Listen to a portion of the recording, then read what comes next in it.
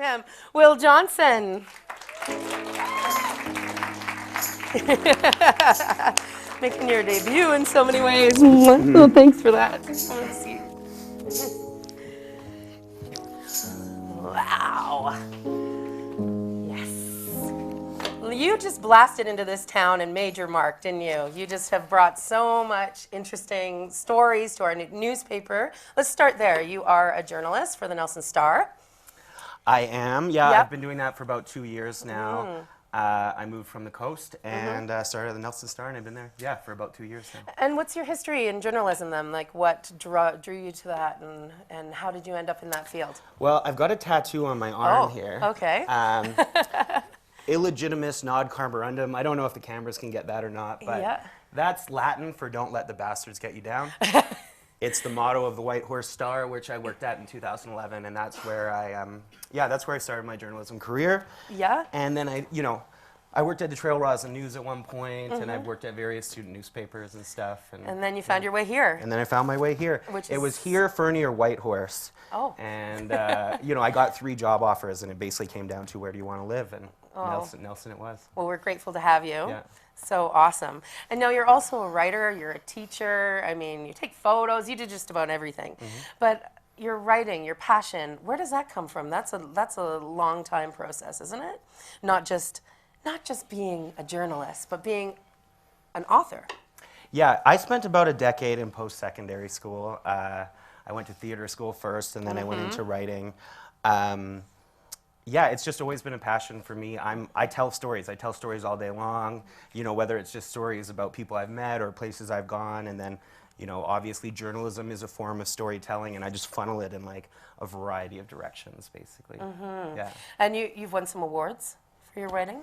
Tell the people about all the wonderful things that you have accomplished. Well, okay, so most recently, and this is the most important, relevant to tonight, is I'm going to be sharing this story, Animals Don't Have Souls, and that's going to be published next month in Kootenay Mountain Culture magazine. That's a big deal. Let's hear it for that. A really fantastic publication here in the Kootenays. I really love this story. These 2 characters that I've invented, their names are Paisley and Amber, and they're a couple living on a small island. And I'm really excited to share them with everybody. So excellent. Yeah. And this is part of a bigger piece, right? This small piece that you're going to read tonight is part of a novel that is called. It's called This Is How You Talk to Strangers. Right. It's currently making the rounds out there in the publishing world, which means rejection, rejection, rejection. But that's to be expected. I've had bits and pieces of it published in different places, in the Fiddlehead, Little Fiction. Literary journals across the country. So, I got to figure at some point the chunks will add up to a full book, and then I can, Excellent. Now you teach as well, and so what is that for you? Because that's such a different thing. You have to have a different set of skills to. Is it just that passion that comes from writing that draws you to teach writing? Interesting. People. I love people. So, I'm just right off the bat, 2 of my students, one of them is a retired woman who was at the war crime tribunals in Rwanda after the genocide. And she's trying to work through her stuff with that, and I've been helping her work on her manuscript.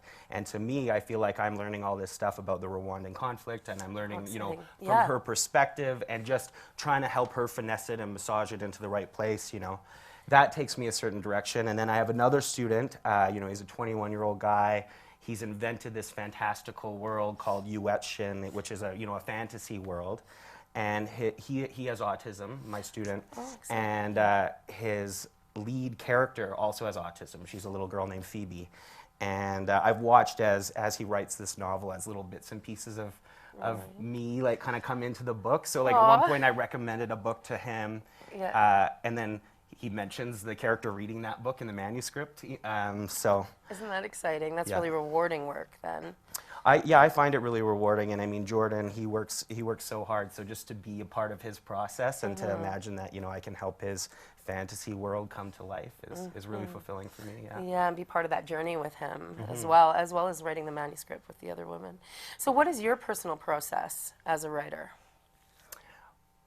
for all those people that want to start out there? Like, give them Everyone says you have to write every day. I've basically forced myself to write every day in the sense that the Nelson Star, Yeah. deadlines, like if I don't finish it, it's not going to be in the newspaper. Right. That's a different kind of writing, I assume. It is a different type of writing, but I'm still like wrangling, commas and sentence clauses and, trying to figure out how things work together and Of playing with my course. vocabulary. So there's a lot transferable there. I am not accomplishing as much as I'd like to right now with my creative stuff, but that's what every writer says at every point, My goal would be to be creating something every day. So that's the advice you sort of give to people, is to put the gears to it. What's a block? Have you ever experienced a writer's block? I've heard of this elusive thing about the writer's block. What do you? I don't believe in writer's block. I believe in productivity and or non-productivity, right? It's Right. like you either You're do either it working or not. you either do it or you don't. Right. Yeah, I think if you want to write, you should just sit down and do it. And there's no such thing as writer's block. Says Fair Will. enough. Yeah. Listen to Will. Yeah. He teaches, he gives it all.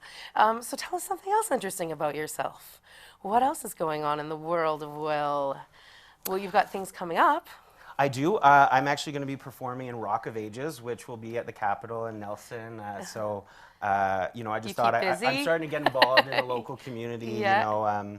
I'm on the cultural development committee at the city of Nelson. That's really interesting. And what do they have? This town just has such an amazing creative infrastructure, and so I'm trying to find like where I can wriggle into that, or fit into it. Where you fit. Yeah. Tell us about the cultural board that you're sitting on. Oh, I was just named to that, but it's the Cultural Development Committee, which is a subcommittee of Nelson City Council. And our goal is basically just to promote the arts in this community, try to work together across genres. There's a festival working committee to try to get the festivals working together, and everything from the museum to sculpture walk to literary art, like Elephant Mountain Literary Festival. Right. So any kind of genre, any sort of art that's going on in Nelson, we're into that. Like a good fit for you. So you're just starting to get your feet wet in that. Totally. Yeah. Yeah. Well, want to set the story up a little bit for us tonight and tell us a little bit about what you're going to read? Yes. Okay, so I'm really excited to share the story with you. It's called Animals Don't Have Souls. I picked it kind of specifically for Jenna. Oh. I know that your wife is sitting in the audience, Yes. and Amanda, who, by the way, is an amazing cook and also Yeah, I know. She I keeps me in foundation garments, that's for sure. Anyway, so this story is about a young couple named Amber and Paisley, and they're young women in their early 20s who met at a Christian Bible camp. Oh, just like us.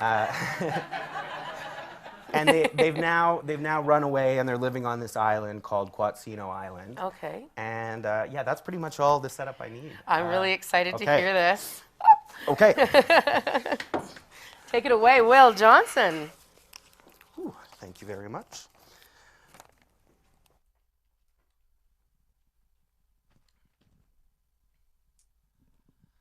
Okay. Paisley likes to walk Quatsino's shoreline early each morning, while ghost tendrils of mist hover above the wet sand. Gumboots in the muck, she works her way through the knobby whips of bull kelp, the fiery clusters of orange starfish, and the rotting piles of sun-blackened seaweed. She crouches, a tiny figure against the foggy roar of the Pacific, and plucks a crab from its refuge under a barnacle-covered rock. "Amber," she says, "I got one." "Put it down, it's probably terrified." A stray blonde dreadlock dangles against Paisley's temple. Wooden plugs droop from her ears like larvae. Her necklace is made of rainbow beads that look like they were strung together by a 5-year-old, which is exactly how old she looks as she examines the bone-white underbelly of the wriggling crustacean. His claws are serrated. Did you know that? His little pinchers? Look at him. I've seen a crab before.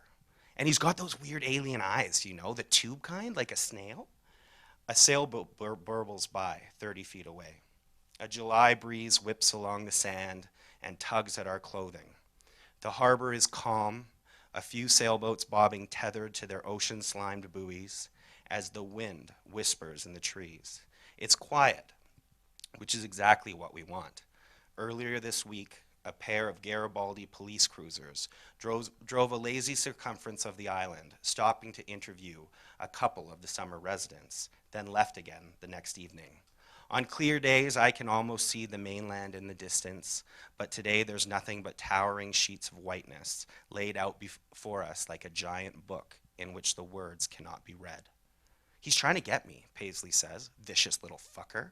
He? Or she, whatever, she's trying to shiv my fingertips. Well, no shit. She knows something about violence, Paisley. We both do. Her father growled into our driveway 3 months ago, lurched to a stop.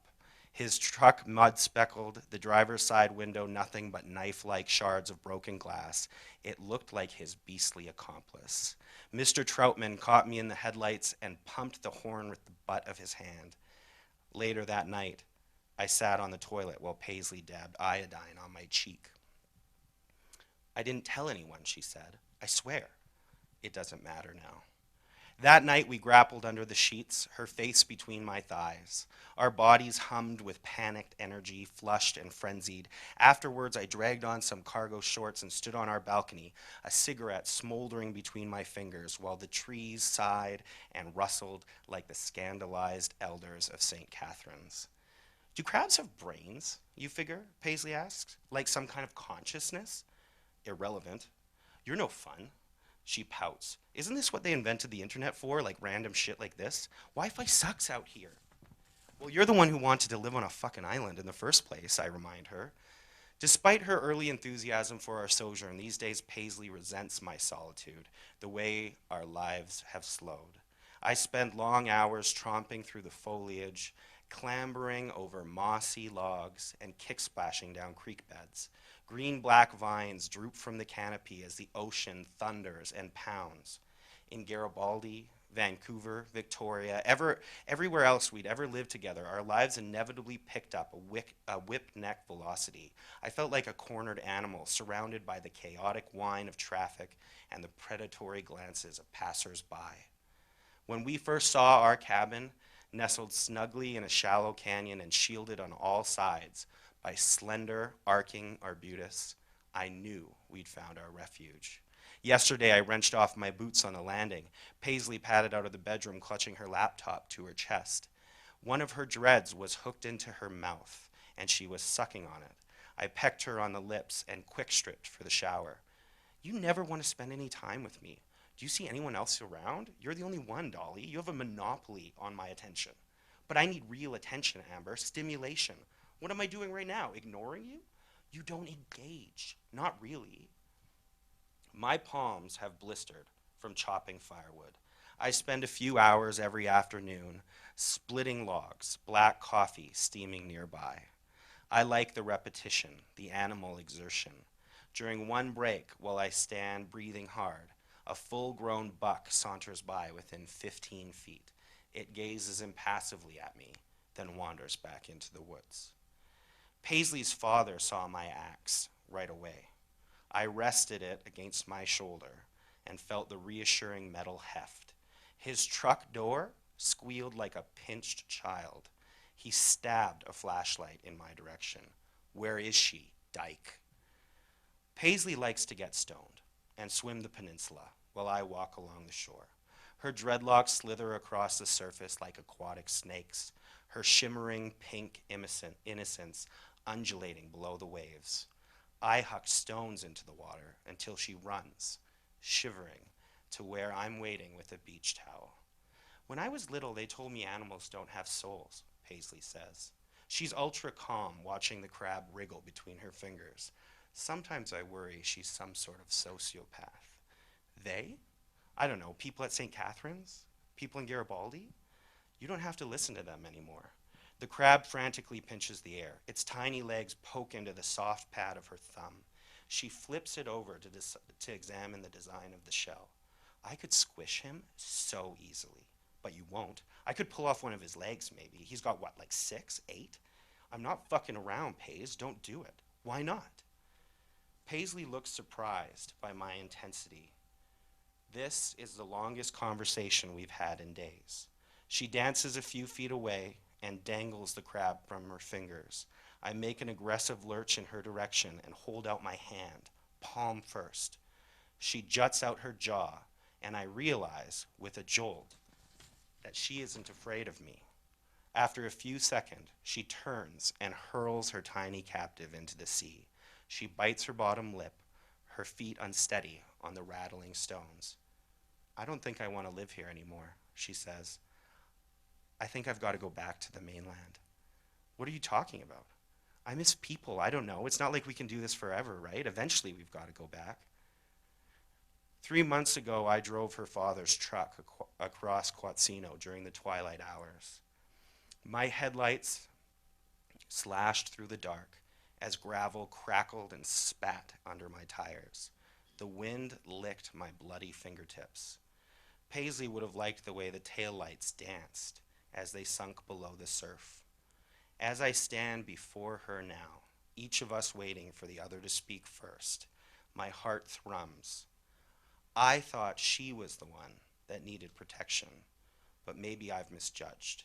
Instead, I'm the one clawing for purchase, pinned in place, and praying for release. Wow, I can't wait to buy your book. Oh, that was amazing. Thank you for reading for us tonight. You're very welcome. Where can people find out more about you? I'm the Literary Goon, so just Google that phrase. I've got Twitter, I've got a blog, and I'm teaching a course, a short fiction course at Salmo Rec Center coming up, so look me up. So they can look you up on Literary Goon and get all the details about that teaching course. Perfect, check him out. Say goodnight to Will. Thanks, guys.